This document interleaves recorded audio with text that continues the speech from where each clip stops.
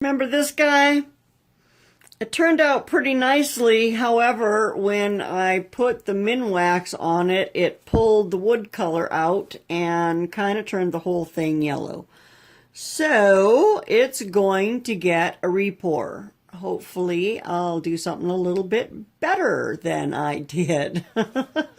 But we shall see. Welcome back to my channel. Thank you for coming and watching how I'm learning how to pour paint. I'm doing some what not to do videos because I've messed up, and I'm doing some that have turned out beautifully. But I really do thank you for watching. If you haven't, please subscribe. I really would appreciate it. I think I was up to 30 subscribers when I looked this morning. So I'm getting up there, woohoo!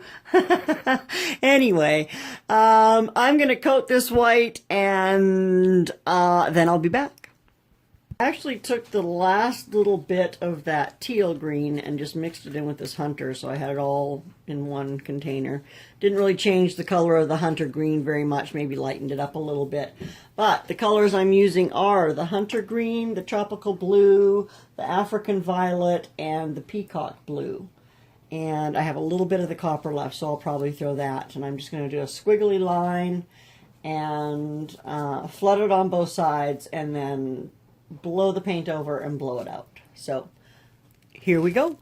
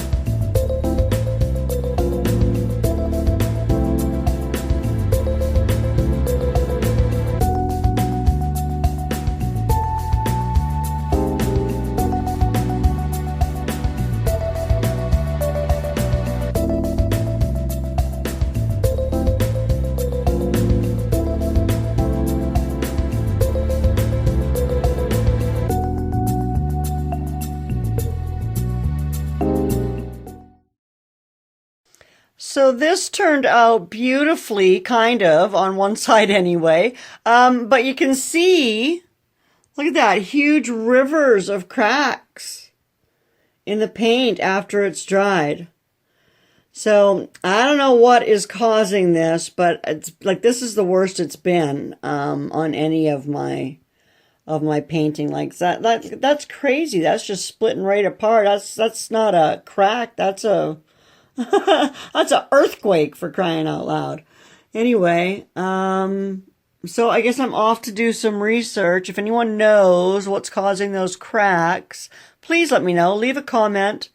Like, subscribe. Have a fantastic day. See you later. Bye.